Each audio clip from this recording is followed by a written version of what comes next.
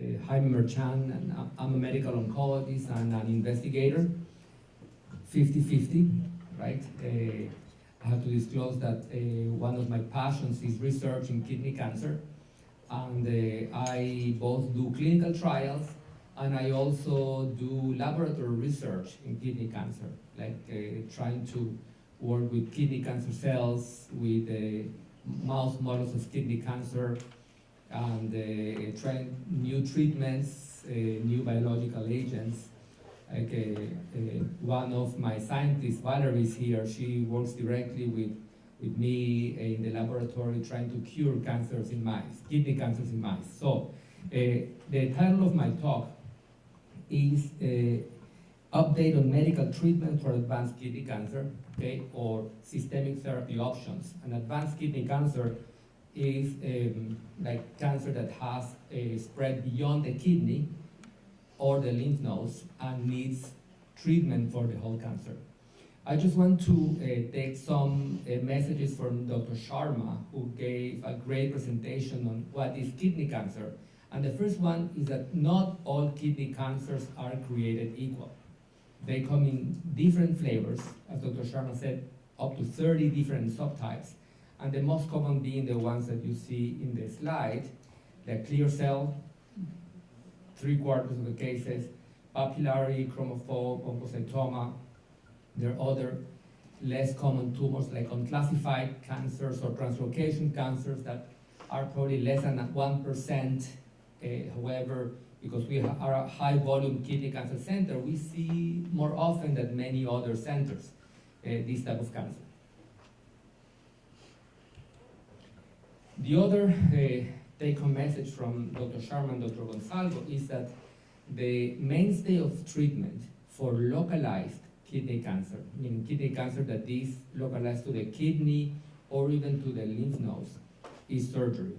So the stage 1, stage 2, some stage 3 tumors, they are treated by surgery.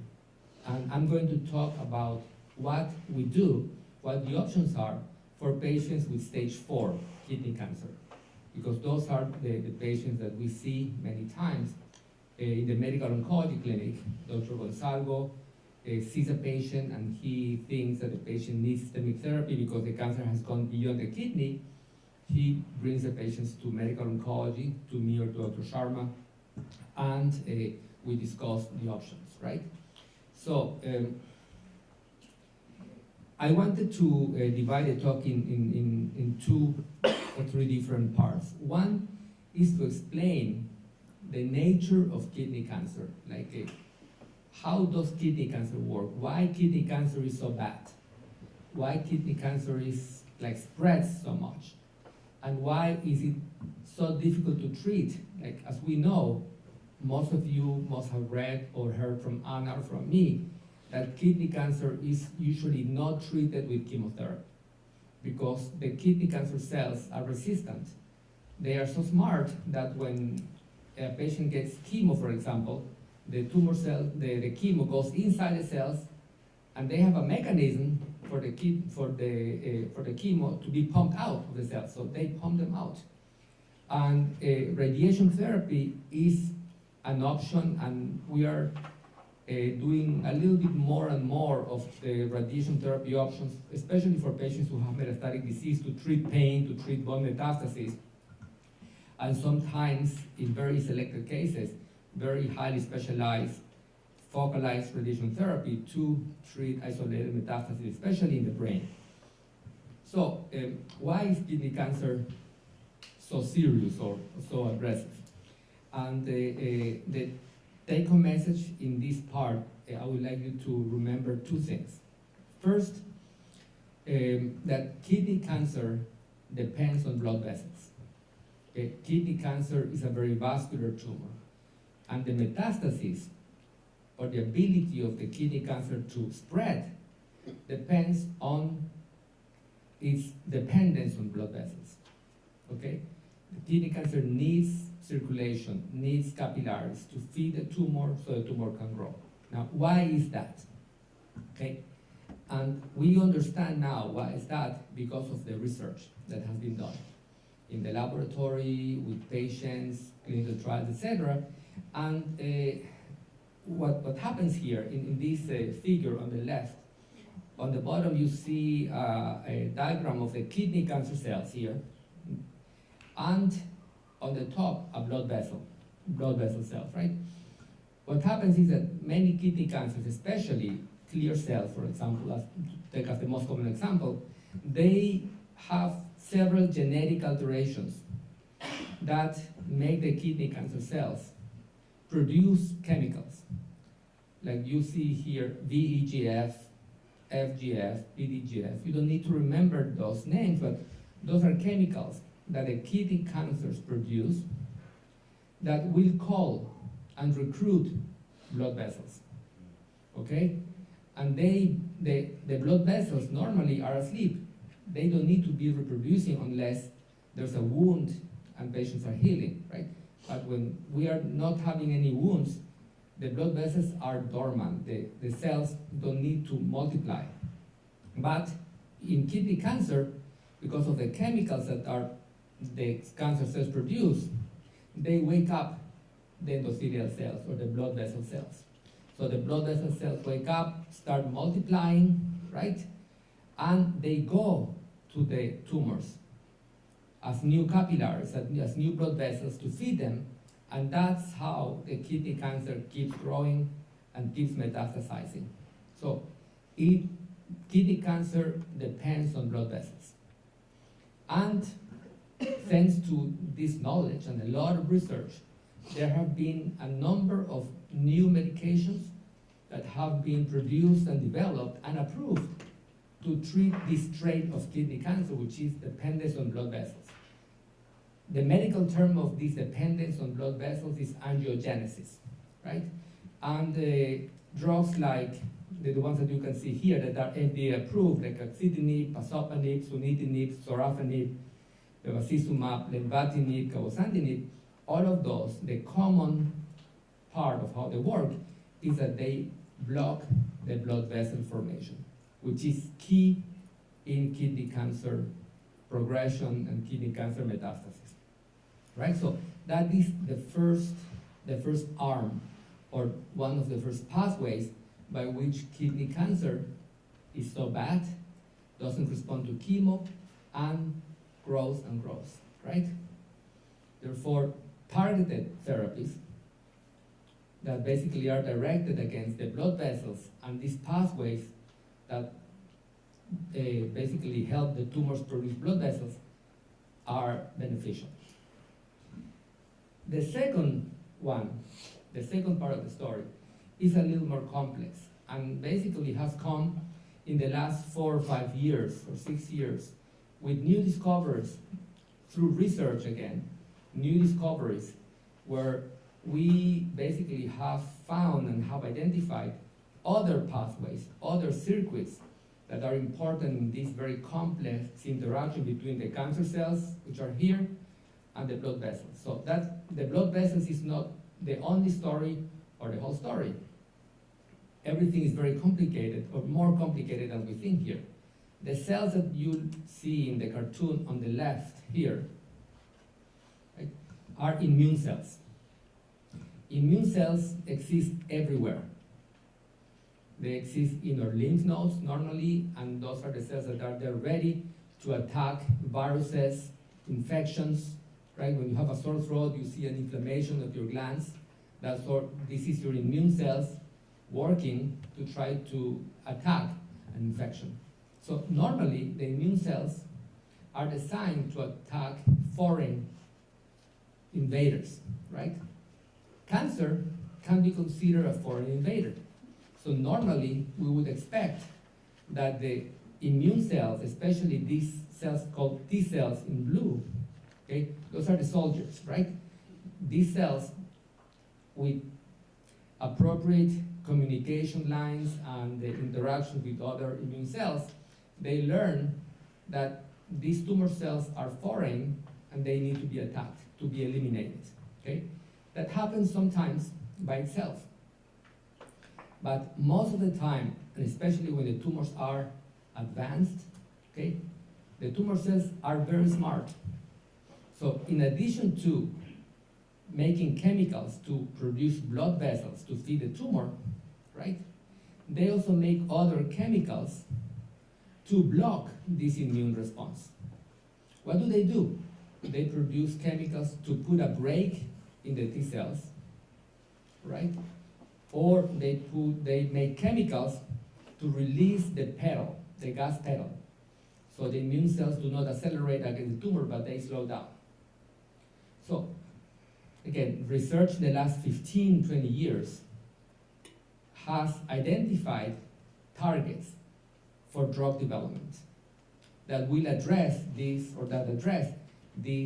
problems that are caused by the tumor, blocking the immune response or the immune attack against the tumors, right? And you see here some targets like PD-L1 or PD-1 or CTLA-4. And the discovery of those two pathways, the PD-1, PD-L1, and CTLA-4, led the Nobel Prize last year for the discovery of immune therapy and how tumors block immune response. And that also led to the development of new medications, of antibodies. Many of those, some of you may be getting, and have determined or found that some of these medications, what they do is they release the brakes that the tumor gives in the immune system, or they push the pedals, right? And as I said, things are complex, and this cartoon is kind of like trying to simplify these three components, right? The tumor, the blood vessels, and the immune system. Everything is together, okay? And when you look at a tumor in a microscope, you cannot tell what is what unless you do special staining, special studies.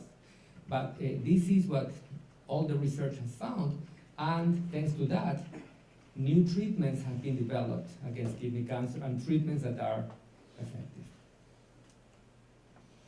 This is kind of like a historical timeline of the field in kidney cancer in terms of treatment.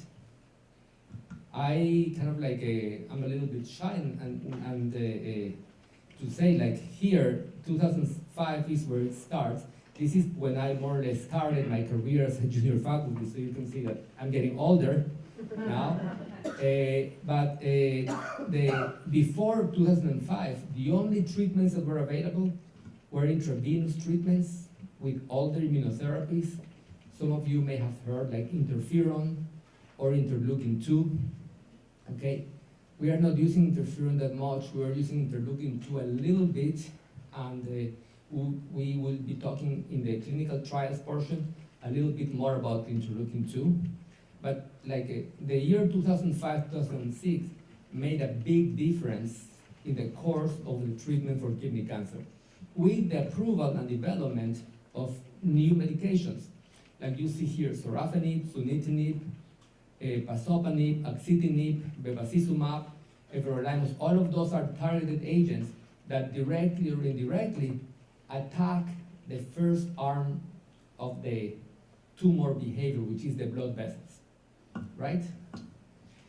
Around 2015, with the discovery of the importance of the immune system in kidney cancer, the immunotherapy agents came and got approved. Like nivolumab was approved in 2015, at the end of 2015, and that made an important difference because, as Anna Harwood will talk to you, the side effects are different between targeted therapies, like the pills that target blood vessels, and immunotherapy, okay? And so different types of immunotherapies came, exploiting or taking advantage of the knowledge of how the immune cells work with the cancer cells and the blood vessels. Like nivolumab is one. Another immunotherapy option that has been approved is the ipilimumab and nivolumab.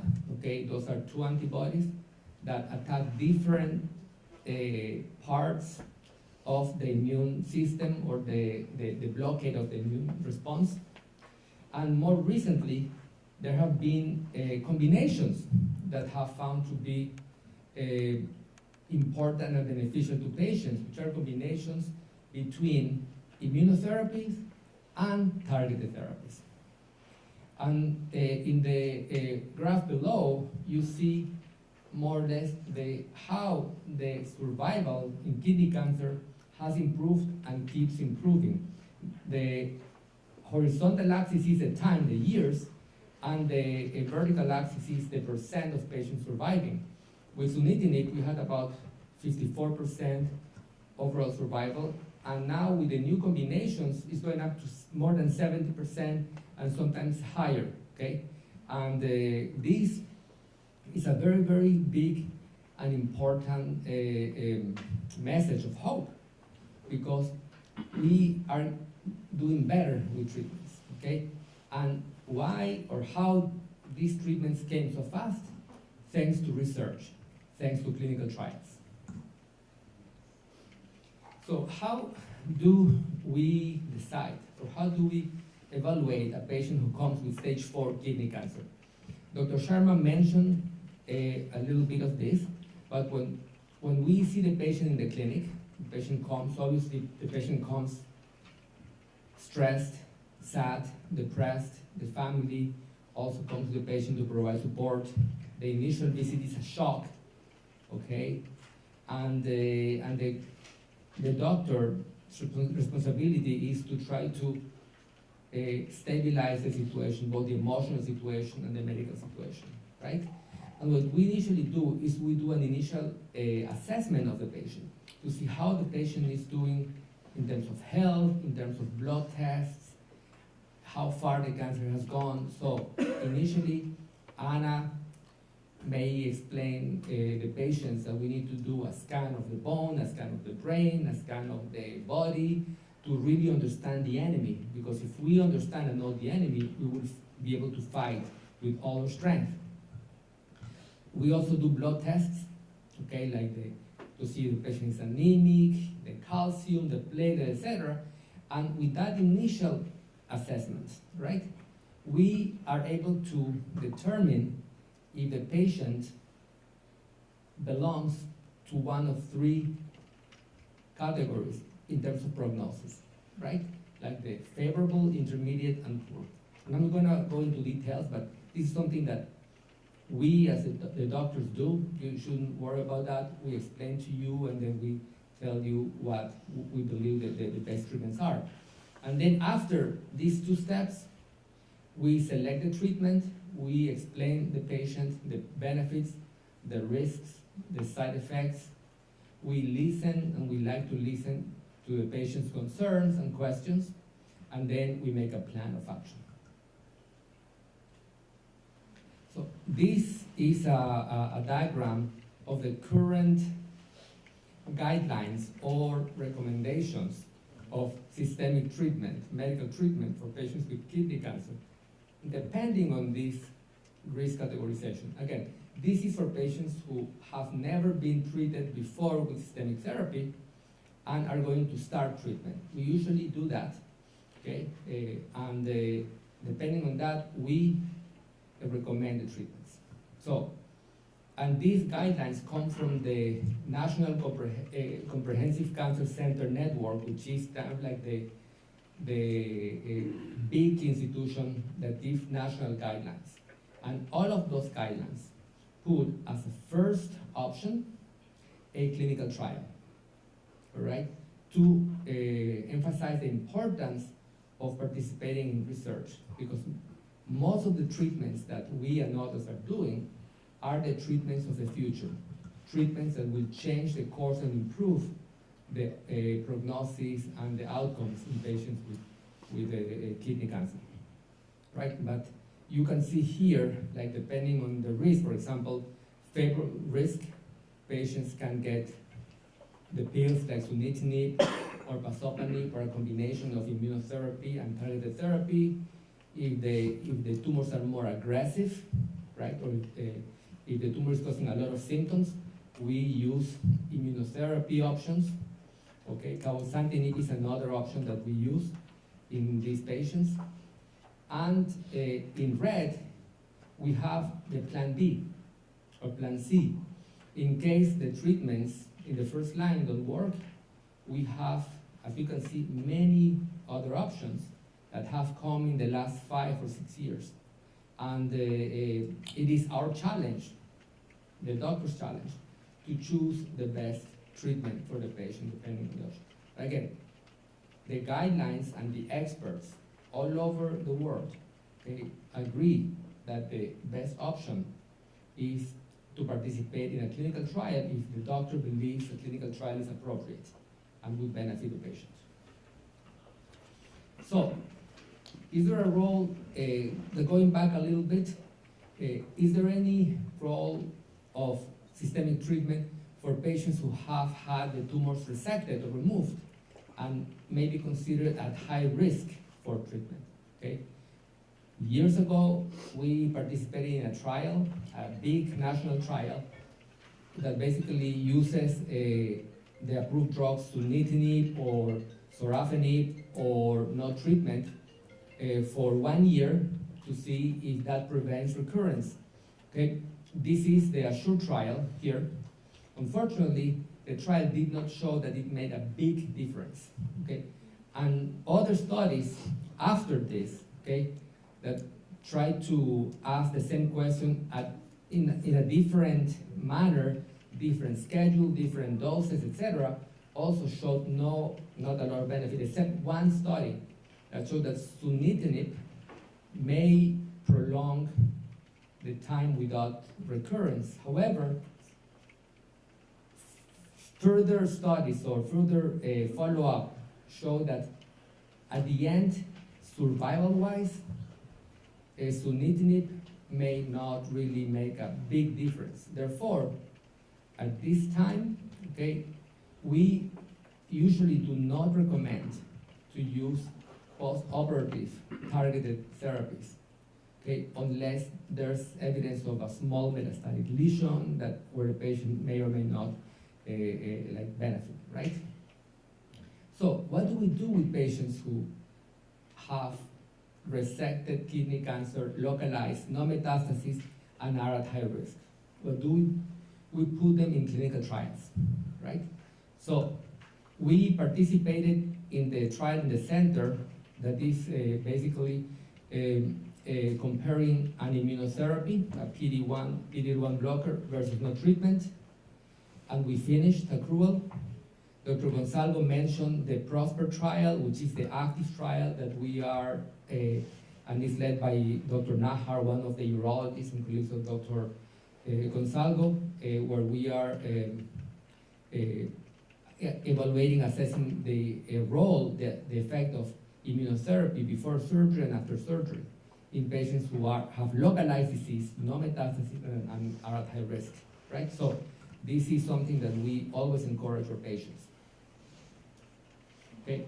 There are also other trials. You see this dotted line, if you look at the right, are more or less the studies that are right now ongoing in different parts of the country, including ours. And Dr. Jongsak, one of my colleagues, will talk at 1 p.m. more details about what research, what clinical research are we doing. And we are at the forefront of research in the nation also in terms of clinical trials, and we are very proud of that. So, the treatments that I mentioned in the prior slides were mostly for patients with clear cell renal cell carcinoma, right? And there is always a question, how do we treat patients with non-clear cell renal cell carcinoma?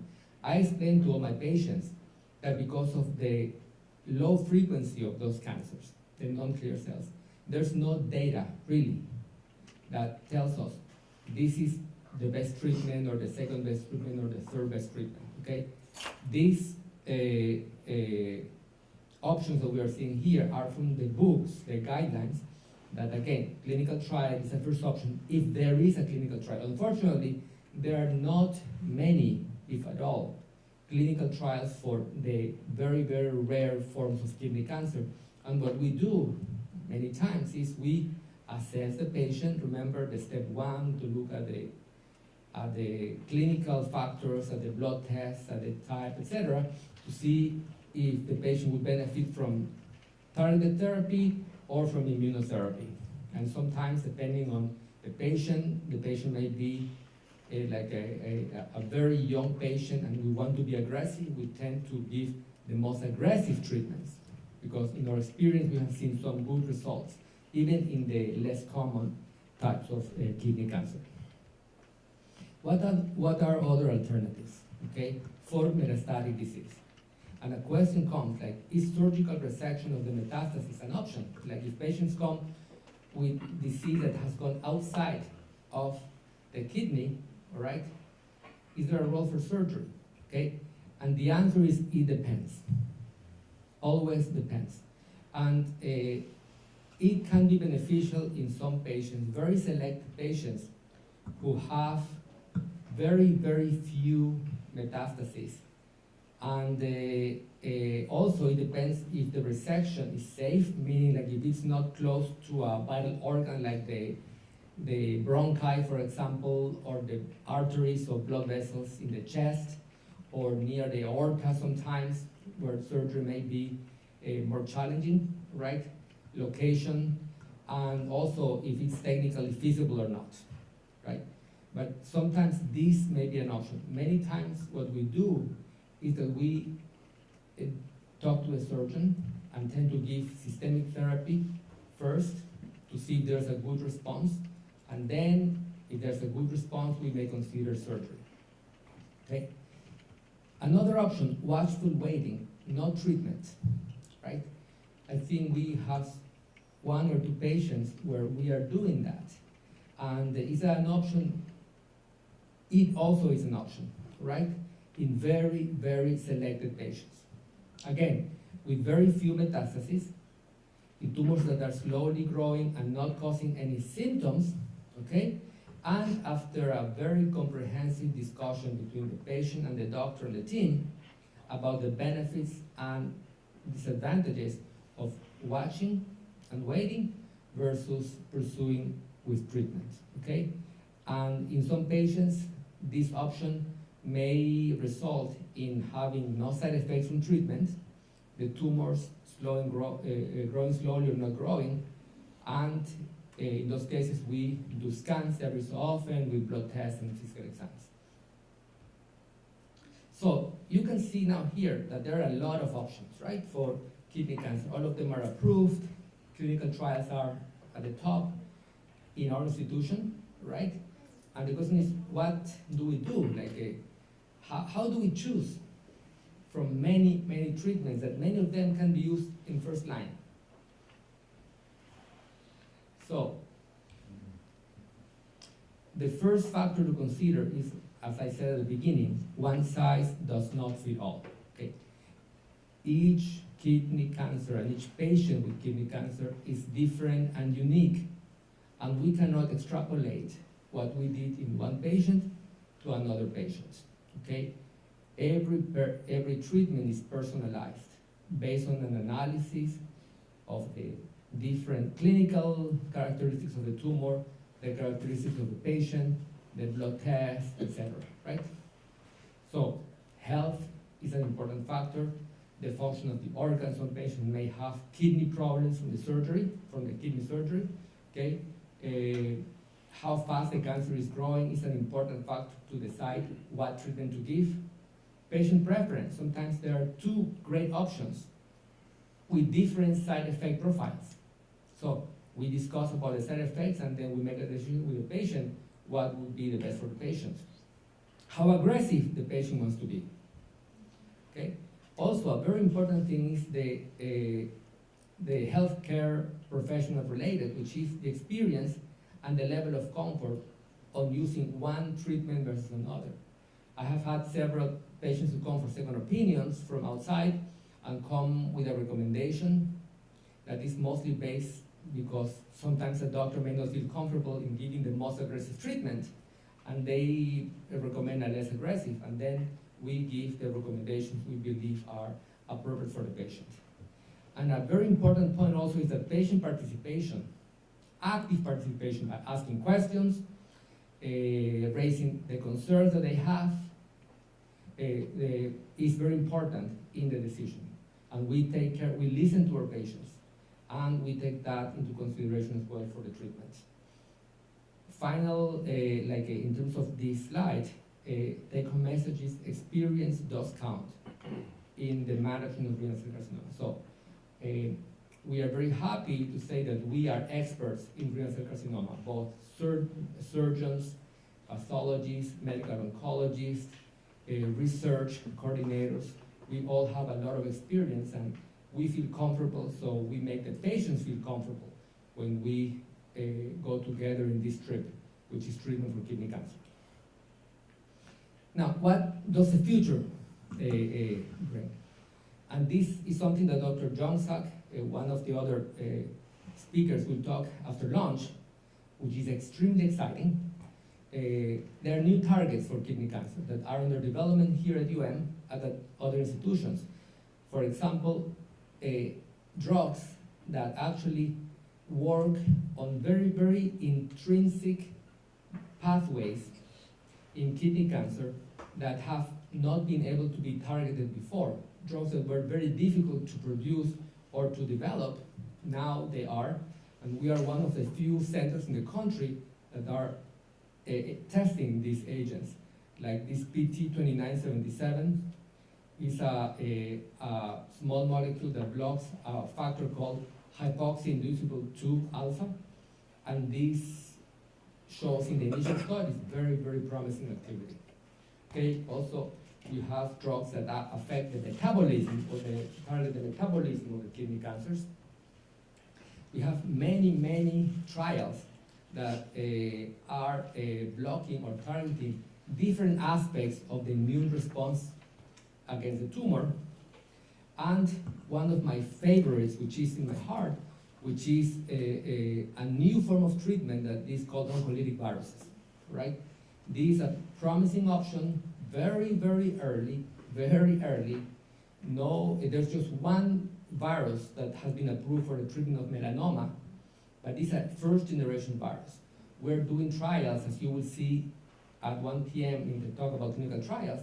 Some of the studies we're doing with oncolytic viruses, but in principle, what the viruses do is they are viral agents, okay, that were modified in the laboratory to make them safer for the normal tissues and more dangerous for the tumor tissues, right? And these viruses specifically attack the cancers. They look at the cancers, attack them, cause inflammation, mount an immune response, and either by themselves or in combination with immunotherapy, they work together to attack the cancer more efficiently. Again, this is promising. It is not approved yet, but we are doing more and more research on this, and I believe that there, in the future, there may be a role for these oncolytic viruses in the treatment of kidney and other cancers. So in conclusion, many times patients or during other conferences, they ask, what is the state of the field in kidney cancer, right? The state of the union in kidney cancer. And I would say it is very strong, thanks to the research that has been done in the last 5 to 10 years, where many, many new treatments have become available to our patients. So that brings us and our patients a lot of hope for better treatments, better outcomes, better prognosis. And the field is even more promising because as there are many drugs that are approved, there are many more drugs that are being developed and investigated. Many of them we are assessing here at UM, both in the clinic and in the laboratory. So the state of the field in kidney cancer, both in management and research, is very strong and very hopeful. Immunotherapy and targeted agents are very good and beneficial options for previously untreated and previously treated patients with kidney cancer. There are new immunotherapy strategies like combinations with targeted agents, for example, that are changing the standard of care of how we treat kidney cancer. And remember, experience counts when we talk about kidney cancer treatment. What are the efforts that we're doing here at UM right now to try to contribute to the field in general in kidney cancer? Okay, first, trying to create individualized therapies, like from the many options to choose from. to find and discover better treatments for kidney cancer recurrence, like the PROSPER trial that Dr. Gonzalo and his team are doing. We are collaborating with them. Development of better therapies for non-clear cell, the less common forms of kidney cancer. Both in the laboratory, we are making strides towards advancement in that area, in non-clear cell kidney cancer. And also, we will bring in the future clinical trials that will include non-clear cell patients, right? Patients with metastatic renal cell cancer have really, like with the new treatments, the prognosis right now, in general, like 5 years ago, we talked about months. Now we talk about years, very realistically. And it is getting better and better, right? And, but still, several patients, the tumors outsmart the treatments, and the tumors become resistant to the treatment. And this is where research comes, and this is where the new treatments come, right? And we and others are trying to understand why the tumors become resistant and what can we do to prevent that. And we're also making good progress with the new studies we're doing. And there are more and more drugs and agents like oncolytic viruses coming from the laboratory into the clinic and are really showing benefit in many patients with kidney cancer. And all of that is done through research, and funding for innovative cancer research in kidney cancer is very important. The funding is improving a little bit, but it lags behind compared to other tumors like with breast cancer or lung cancer. So that's why Nick and many other people in other foundations are trying to advocate for improvement in funding for kidney cancer so we can find the cures. With that, I stop, and if you have any questions, I will be happy to answer.